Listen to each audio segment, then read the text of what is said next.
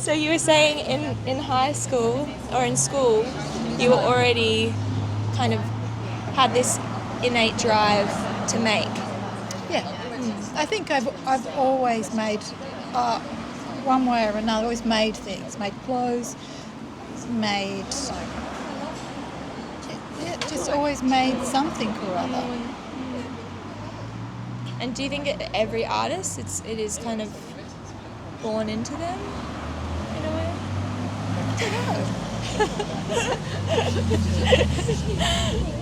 What about my other art friends that the camera can't see? What do you? Born into it to make art. I think it's an intrinsic primal part of human nature. Oh, it fell apart. Thank you. Oh, they cut it up. But also, I think it's interesting because of being an artist and a mother as well. Like I had the kids that were always painting and making things, but they've not gone on and made. They've not turned into like makers. They're creatives, but they're not makers.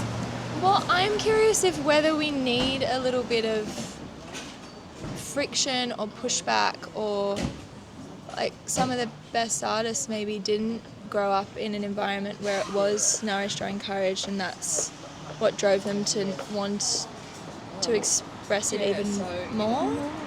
Yeah, maybe, because there was no art in my family, like nowhere. And I think that's quite common, just based on the artists that I've spoken to with the gallery. A lot of them have had that experience actually, which I find quite interesting.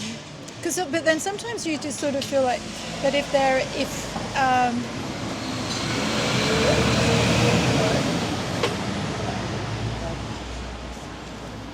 but also though, I'm not a reader or a writer. I'm a maker.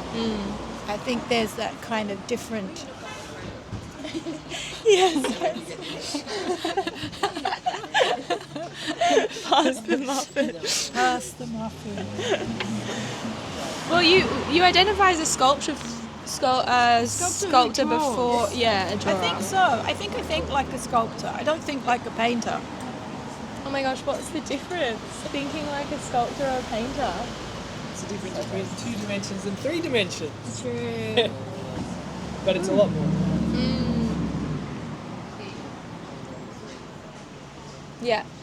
So when Lucy you're... will be able to explain when she finishes it. I love it. I think in shapes, and you think in the round, and so you're thinking, and also you're not like I think like if you're making something. I don't know, I'm not a painter, but I seem to think that you're so busy thinking about the making, you can be very intuitive in that way. Perhaps. Yeah. See if I have any other final questions for you, and then I'll leave you all. I'll give you your table back. Oh yeah, I like this question. If you weren't an artist, what would you be? An astronaut. What would I be? No, I think I could have been an archaeologist.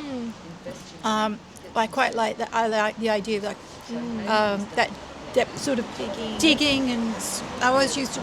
I think growing up in the UK, there's always a Roman walk. There's always a dig. There's always somebody digging something out of the ground.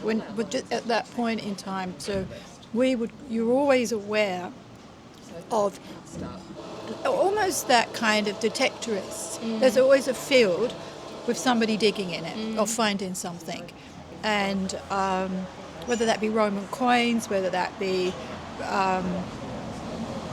artifacts, I think an archaeologist. I like that. I can see that for you. Yeah. Digging. Crawling through tunnels. Yeah, digging, finding things. Yeah. And why black and white?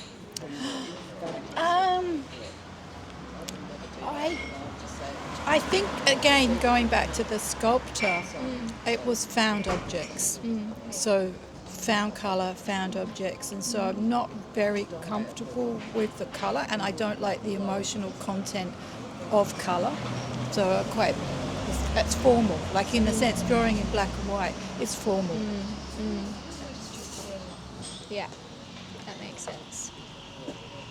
Amazing. I feel like that's it, unless there's anything else you want to add. Maybe about specifically, we could just tie it back into this exhibition. What are you hoping people will glean from this exhibition of yours?